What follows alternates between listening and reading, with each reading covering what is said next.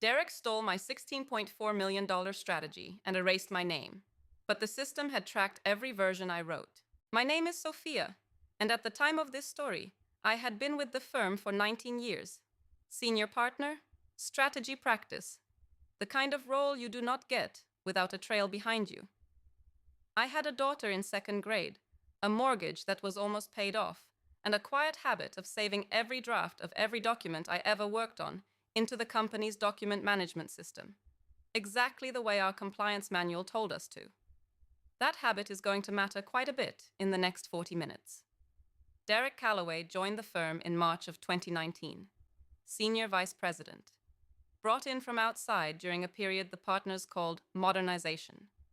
He had a good handshake, a good suit, and the kind of confidence men in their early 40s often have when they have never been quietly outworked by a woman in her late 50s. He used the word strategic the way some people use punctuation. He talked about decks. He talked about narratives. I do not think I ever heard him use the word client without making it sound like a stage direction. I did not dislike him at first. I do not dislike most people at first. I have learned that disliking people in advance costs you information, and information is what keeps you employed past 50. The institutional client came to me in July of 2020. I will not name the firm, but anyone who has done institutional work in the Northeast in the last 20 years probably knows the kind of organization I am describing. They wanted a market entry strategy for a new vertical. They wanted it to hold up under regulatory review. They wanted somebody who had already failed at this kind of work 2 or 3 times and learned from it. That last part is why they came to me. The signed scope document arrived on July the 29th.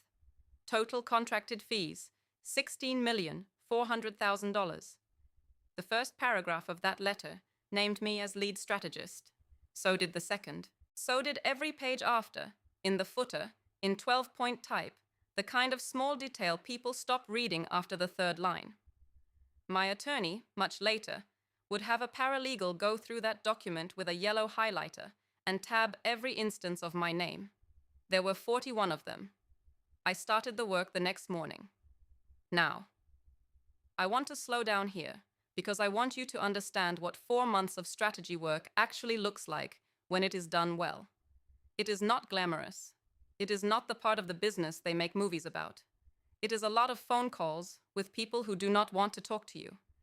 It is a lot of evenings reading regulatory filings while your tea goes cold. It is a lot of going back to a draft you thought was finished and realizing the assumption on page 11 does not survive the data on page 34. I logged version 1 of the strategy file on September the 8th, 2020, at 9:11 p.m. I know the time because the system stamps it. I logged version 2 on September the 15th, 3 on the 22nd. By the end of October, I was on version 8. By the middle of December, I was on version 14, and that one held. That one was the one I printed and read aloud to myself in my study with the door closed, the way I always do when a piece of work is almost ready to leave my hands. Every one of those versions sat inside the company's document management system, under a folder bearing the client's project code, attributed to my login. That is not a thing you have to do on purpose. That is what the system does automatically, every time anybody saves a file. The compliance team had explained that to all of us, in writing, at the last all-staff training. Derek had been at that training. I remember because he made a joke about it. That was the first agenda item I saved. In early October, something happened that I did not understand at the time. I am going to call it Red Flag 1, because looking back, that is what it was. Derek requested what he called administrative access to my active client files. He sent the request to the interim COO, who at that time was a man named Phillips, somebody who had been brought in for 6 months while the firm searched for a permanent replacement. Phillips approved the request. He did not tell me. He did not need to, technically, because Derek had framed it as a project coordination matter, and project coordination requests do not require author notification under the firm's old access protocol. I want you to sit with that for a second, because if you have worked in any kind of regulated business, you already know the shape of what is coming.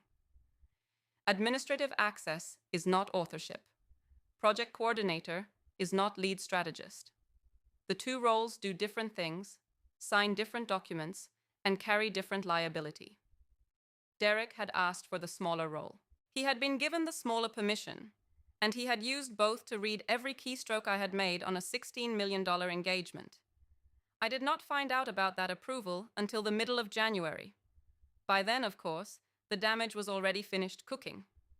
The second flag came in early December. I was told, in an email from a junior associate, that I would not be presenting at the January board meeting. The phrase used was scheduling conflict. No alternative date was offered. No follow-up call. I read the email twice, then I read it a third time. Then I did what I had learned to do over 19 years in that firm, which is to print it, 3-hole punch it, and put it in the binder I kept in the bottom drawer of my desk. I did not respond. I did not push. Some people lose a boardroom because they pick the wrong fight in the wrong week. I did, however, make a phone call to the client. A short one. Just a check-in. I asked, casually, who they were expecting to walk through the strategy at the January review. They told me Derek's name. They sounded a little confused that I was asking. I told them I just wanted to confirm the format. I said the right things. I hung up. I sat in my office chair for about 20 minutes without moving. Then I opened the document management system in a separate browser window, and I exported the version history of the strategy file as a PDF. 46 pages. I did not need it yet. I did not know what I was going to need it for. But I had been in business long enough to know that when something feels off, you preserve the record while the record still belongs to you. The email looked ordinary until I read the attachment. That happened a week before the board meeting. A paralegal, not Derek, not the COO, a paralegal who probably had no idea what she was forwarding, sent me a courtesy copy of the final version of the board presentation deck. The subject line said, "For your reference." The body said, "Please see attached. Best, Lauren." I opened the attachment. I looked at the title slide. My name was not on it. I scrolled to slide 2. The author line at the bottom, the small text in the footer, said, "Prepared by Derek Calloway, Senior Vice President." I scrolled to slide 3. Same.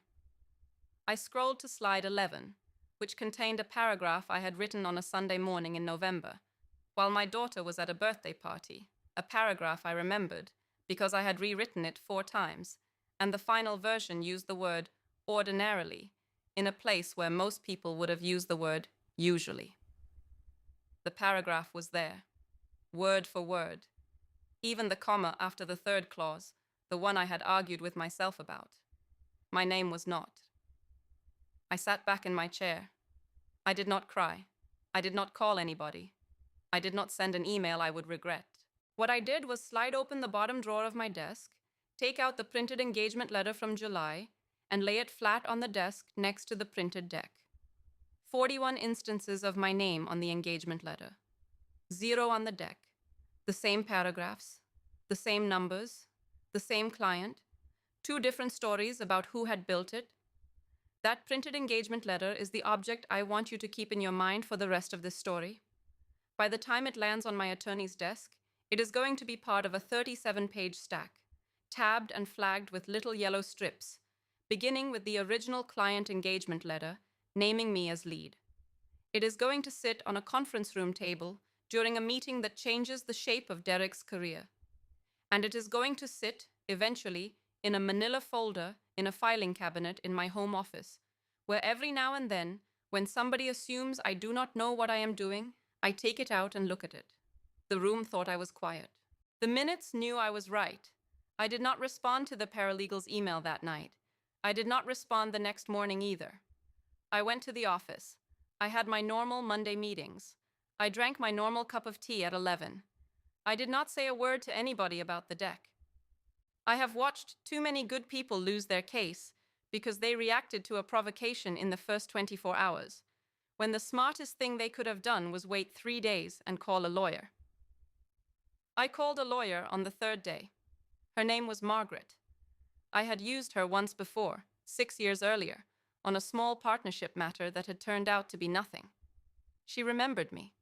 She listened for 40 minutes without interrupting, which is something attorneys learn to do when they are good and forget to do when they are great. At the end of the 40 minutes, she asked me one question. She asked, "Do you have the version history?" I told her I had exported it on December the 17th. I told her I had the original engagement letter. I told her I had every email the client had ever sent me. I told her that, per company policy, I had also saved my own working notes in a separate personal folder on the firm's secure drive, because I had been audited once in 2009 and had developed habits afterward. There was a pause on the line. Then Margaret said, very quietly, "Sophia, I want you to come to my office on Friday at 2. I did, and that is where the printed stack of 37 pages first appeared as a stack, instead of as a pile of separate documents in my desk. Margaret had a paralegal of her own, a young man named Daniel, who had spent 2 days assembling the file. He had laid it out on the conference table in order. The original client engagement letter on top. Then the signed scope. Then the email confirmations from the client referring to me as lead. Then the version history report from the document management system. Every line of it, every timestamp, every login. Then the paralegal's courtesy email forwarding the deck. Then the deck itself, with my name absent. Yellow tabs on every page.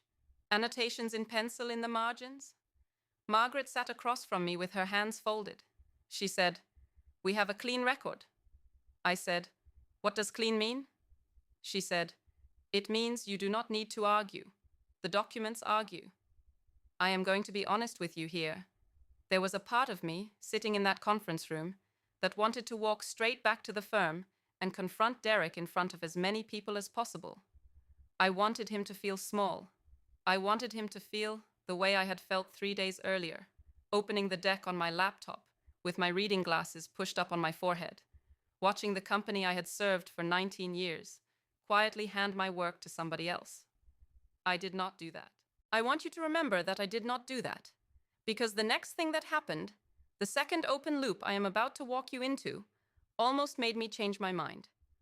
While Margaret's paralegal was assembling the file, he found something I had not known about.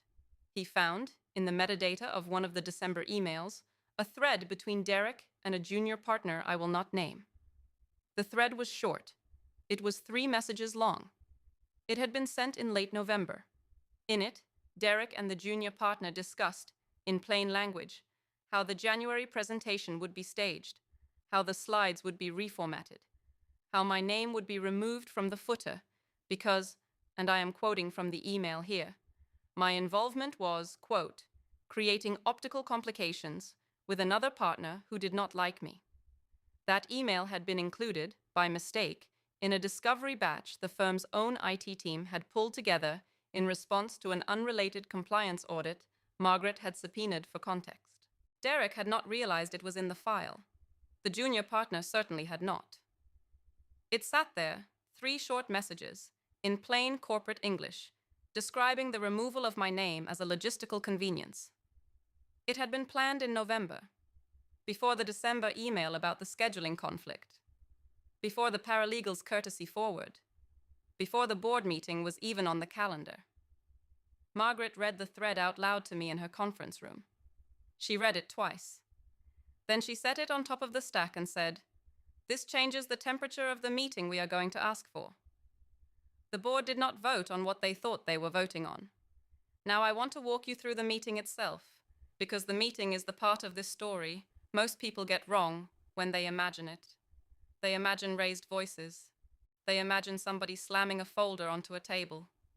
They imagine a moment of confrontation that looks like a courtroom drama. That is not what happened. Real corporate accountability almost never looks like that. Real corporate accountability looks like a quiet room, a tabbed file, and a chairman of the board reading a single document very slowly while the room watches him read it.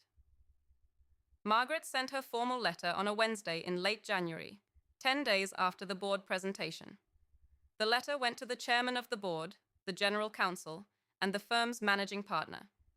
It did not go to Derek. It did not need to. Derek was going to find out at the same time as everybody else, which is the way these things are supposed to be handled when you are doing them properly. The letter was 4 pages. Page 1 summarized the engagement and the contracted fee. Page 2 summarized the version history of the strategy file and named me as the documented author across all 14 versions. Page 3 summarized the client engagement letter and listed, by page number, the 41 instances naming me as lead strategist. Page 4 contained the request, a formal review by the board, with Margaret present, with a copy of the November email thread provided as supporting documentation. The General Counsel called me on the Friday. He was not unfriendly. He was not warm either. He told me the board had received the letter, had reviewed the supporting documentation, and was scheduling a special session for the following Tuesday. He asked if I would be available to attend in person. I told him I would. Margaret and I arrived 20 minutes early. We sat in the small waiting area outside the boardroom, on a leather bench I had sat on perhaps 50 times in my career, usually before walking in to present my own work. Margaret had the printed stack of 37 pages in a black leather portfolio on her lap. She did not open it. She did not need to. She had read it so many times by now that, if you had asked her, she could probably have recited the page numbers by heart. We were called in at 9. There were 11 people in the room, the 7 members of the board, the General Counsel, the managing partner, Margaret and me. Derek was not there. That is one of the things people miss about how these meetings actually work. The accused is rarely in the room when the documents are being read. The accused gets the result afterwards, in writing, and is given a window in which to respond. The chairman of the board, a man in his early 70s named Whitfield, opened the meeting by reading aloud from Margaret's letter. He read all 4 pages. He did not skip anything. He did not editorialize. When he reached the section about the November email thread, he paused for a moment, took off his reading glasses, and said, "I want this entered into the record as part of the supporting documentation." The General Counsel nodded. Then the chairman asked me to walk the board through the version history of the strategy file. I want you to picture this, because the picture is the thing that matters. I had been sidelined from this same boardroom 4 weeks earlier under the language of a scheduling conflict. I had been told, in not so many words, that I was not the right fit to walk these same 11 people through the strategy. And here I was, walking them through it anyway, not as the strategist defending the work, but as the author defending the record. I opened the binder. I started with version 1. September the 8th, 2020, 9:11 p.m. I read the timestamp aloud. I described what was in that version. I described what changed in version 2. I did this for all 14 versions. It took me about 25 minutes.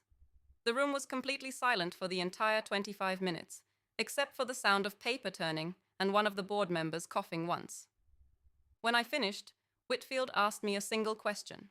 He asked, "Sophia, was Mr. Calloway involved at any point in the authorship of this document, in any capacity?" I said, "No." He nodded. He looked at the General Counsel. The General Counsel looked at the managing partner. The managing partner looked at the table. The chairman thanked me. He thanked Margaret. He told us the board would deliberate and that I would receive the outcome in writing within 72 hours. We left the room. Margaret did not say a word to me until we were back in her car, and even then, all she said was, "You did fine." The outcome arrived on Friday afternoon. A letter, on company letterhead, signed by the chairman. The board had voted unanimously to issue Derek Calloway a formal retraction notice. The board had voted, unanimously, to credit me as the documented author of the strategy in the official minutes of the January board meeting. The minutes were being amended. A copy of the amended minutes was attached. I read the amended minutes in my office, with the door closed, with the printed stack of 37 pages sitting on the corner of my desk where I had laid it when I came in that morning. I read the line that said the strategy presented at the January board meeting was authored by Sophia, senior partner, and that Mr. Calloway's role had been administrative. I read it twice. I am not going to pretend it did not feel like something. It did. But but I did not punch the air. I did not call my daughter. I did not send a triumphant email. I closed the letter, put it inside the printed stack, slid the whole thing back into the manila folder, and put the folder in the bottom drawer where the engagement letter had lived since July. Some people lose a company because they never read the clause that gave it to them. Derek had not lost a company. He had lost something smaller and, in a long career, sometimes more important. He had lost the assumption that the record would not be checked. His contract was not renewed when it expired in March of 2021. The firm did not announce it as a termination. They did not need to. Contract expirations are quiet things. There was no internal memo. There was no farewell party. One Friday, he was a senior vice president, and the following Monday, somebody from facilities was packing his office into 3 boxes, and that was the entire announcement. I did not see him again. He did not write to me. I did not write to him. Some endings do not require closure, because the closure has already been entered into the minutes, and the minutes are the only document that matters. There is one more thing I want to tell you about that week, because it has stayed with me longer than I expected it to. On the Wednesday after the contract expiration, I went into the office at 6 in the morning, the way I sometimes do when I want a quiet hour before the building wakes up. The cleaning crew was just finishing on our floor. The lights in Derek's old office were off. The door was open. The boxes were gone. Somebody had already wheeled in a new chair. I did not stop. I did not look in. I walked past the open door, into my own office, sat down at my desk, and opened the document management system. I went into the project folder for the strategy. I scrolled to the very top of the version history. The first entry, the one from September the 8th at 9:11 in the evening, was still there, with my name on it. The last entry, version 14, was still there with my name on it. The amended board minutes from January had been linked by the General Counsel's office into the same project folder as supporting documentation. Anybody who opened the file from that day forward would see the corrected attribution before they saw anything else. I closed the system. I made my tea. I started my Wednesday. That morning was when it actually felt finished. Not the boardroom, not Margaret's letter, not the chairman's reading glasses.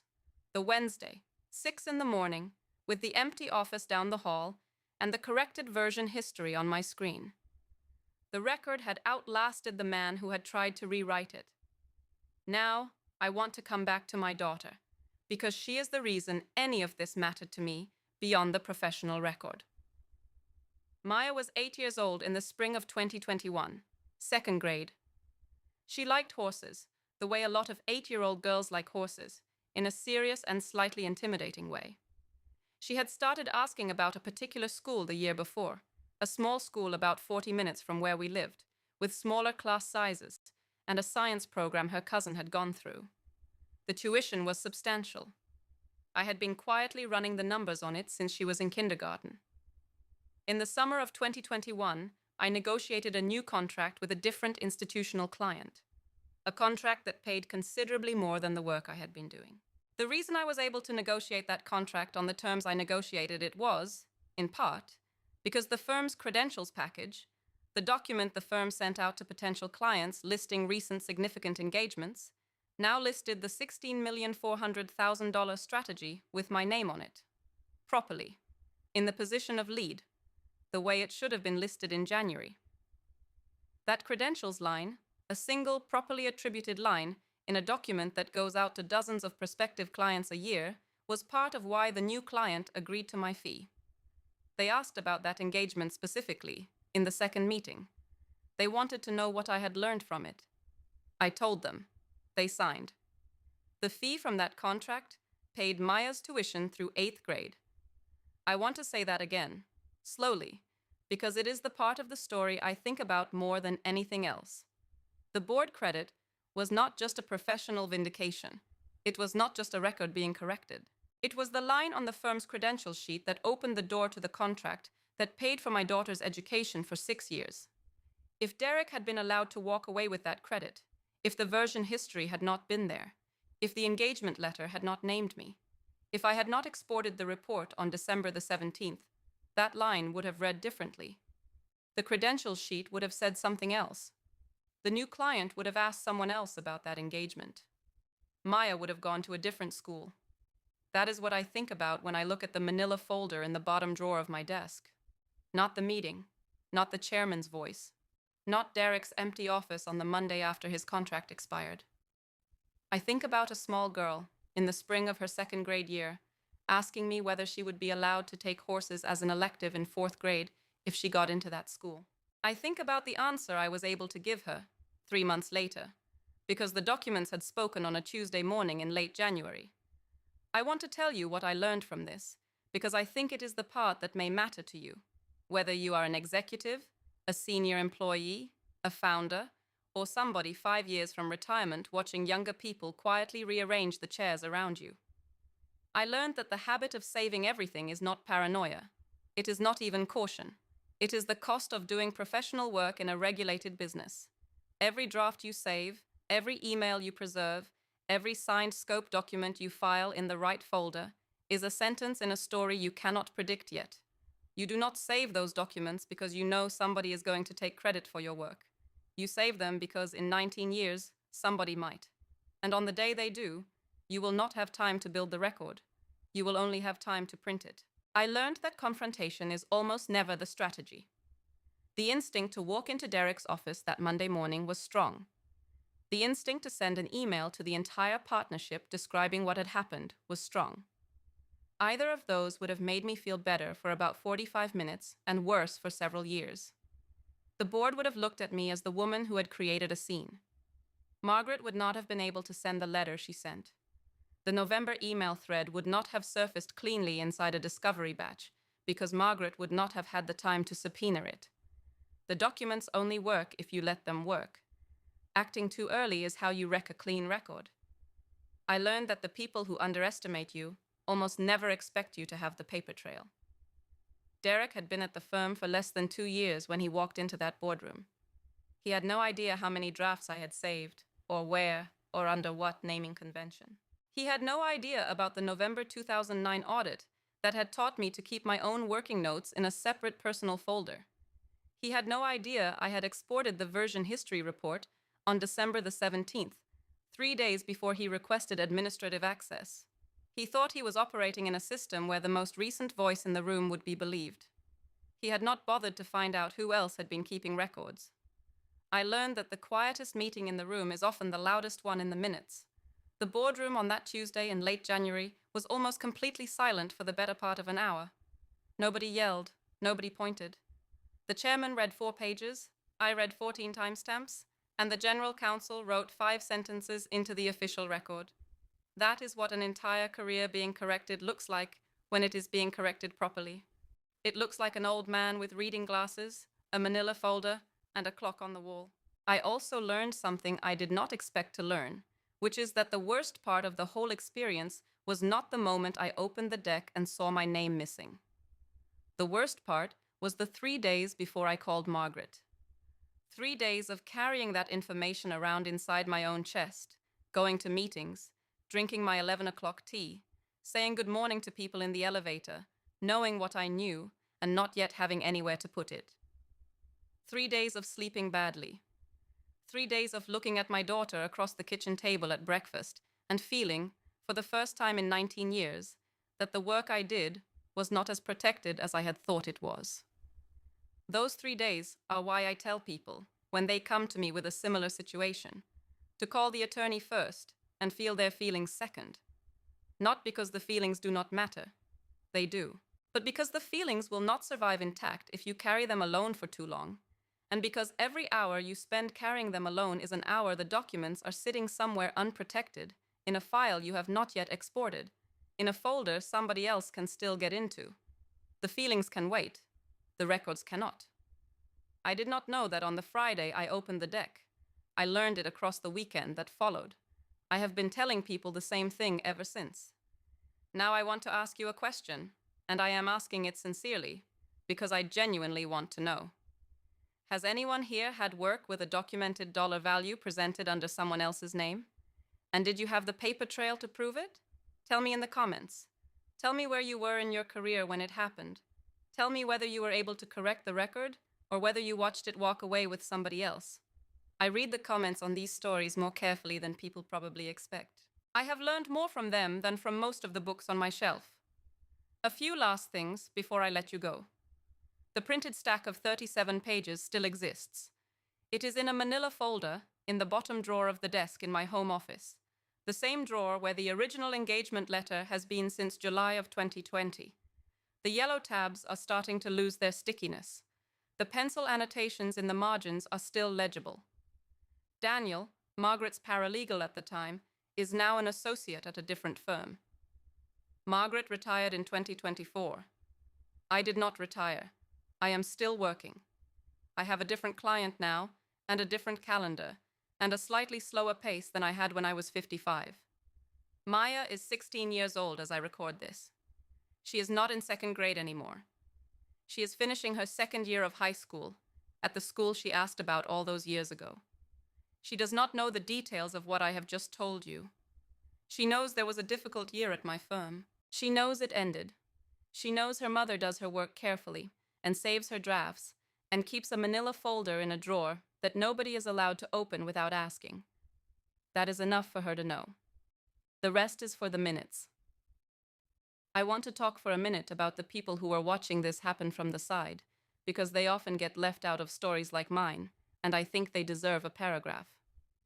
There was a woman in the firm named Patricia, who had been an executive assistant in our practice for 11 years. She was in her early 60s at the time.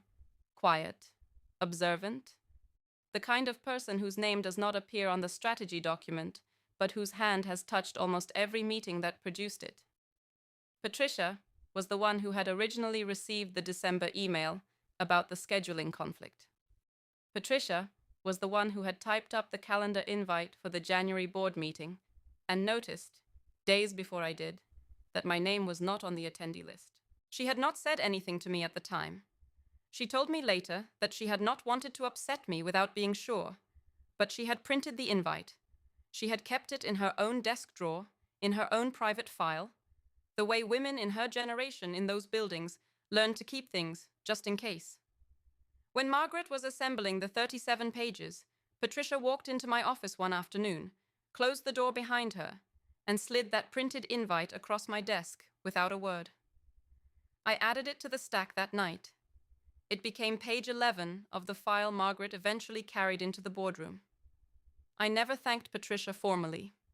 We did not have that kind of relationship, but I bought her flowers the week the amended minutes came out. White ones. I left them on her desk with a note that said, simply, "Thank you for the page 11. She read it, looked at me from across the floor, and gave me the smallest possible nod. That was the entire conversation. That was enough. There were others. The paralegal who had forwarded the deck to me by mistake. The junior associate who had typed the December email about the scheduling conflict and confided to me 2 months later that she had felt strange writing it. The IT analyst who had pulled the discovery batch and had no idea what was inside it. None of them set out to be part of this story. All of them ended up in the file, in one way or another, by virtue of doing their jobs honestly, while somebody else was trying to do the opposite. That is what most of these stories actually look like, in my experience. The betrayal is a small number of people, working in private. The correction is a larger number of people, working in public, doing the boring parts of their jobs correctly. The records get kept. The emails get archived. The version histories get exported. The invites get printed. And on the day somebody needs all of it, it is already there. In drawers, in folders, in PDFs nobody asked to see at the time. Nobody. If you have ever watched somebody arrive late to a company and try to take credit for what was built before they got there, you already understand the rules I am describing. The rules are not complicated. Save the work, read the contract, keep the email, print the version history. Call the attorney before you call anybody else. Wait 3 days before you respond. Let the documents speak in the order the documents were created. These rules will not make you popular at the office. They will not make you the loudest voice in the boardroom. They will not get you invited to the right dinners. They will, however, keep your name on your work. They will, on a Tuesday morning in late January, when somebody you trusted has quietly removed your name from a presentation deck, allow a chairman of the board with reading glasses to read 4 pages aloud and amend the official minutes to correct a record that should not have needed correcting in the first place. I want to leave you with one more image before I close this out, because I think it is the image I would want somebody who looked like me, who had worked the years I had worked, to carry away from this story. It is the image of a woman in her late 50s, in her own home office, on a Friday afternoon in late January, sitting at a desk with a single sheet of company letterhead in front of her. The letterhead has a paragraph on it, amending the minutes of a board meeting. The paragraph contains her name in the position of author. Outside the window, it is starting to get dark, the early dark of a New England winter. There is a cup of tea going cold next to the printer. There is a manila folder on the corner of the desk containing 37 pages of tabbed correspondence with a stickiness to the yellow tabs that has not yet started to fade. And the woman is not crying. She is not laughing. She is not punching the air, or sending an email, or composing a triumphant statement in her head. She is reading a single sentence on a piece of paper, very carefully, for the second time, because she wants to be sure she is reading it correctly. She is reading it correctly. Her name is on the line where it belongs. She closes the letter. She slides it into the manila folder. She puts the folder back into the bottom drawer. She finishes her tea. She turns off the printer. She walks downstairs to make dinner for her daughter, who is doing homework at the kitchen table and has no idea that anything has happened. That is the image. That is what corrected records look like on the evening they are corrected. They look like a Friday in winter, a cold cup of tea, and a woman who has gone back to making dinner. I hope, if you ever find yourself in a moment like that, you will know what to do. Save the work. Read the contract. Keep the email. Call the attorney. Wait 3 days. Let the documents speak in the order the documents were created. And then, when the documents have spoken, close the folder, finish your tea, and go make dinner for the people who are still in the next room, waiting for you. And every now and then, if you have done the work and kept the records and called the right attorney at the right moment, those minutes will pay for a daughter's education through 8th grade. That is what the documents did for me. That is what they can do for you if you build the habit before you need it. And if stories like this remind you that experience is not weakness, subscribe to my channel for more stories, because sometimes the quietest person in the room is the one holding the minutes.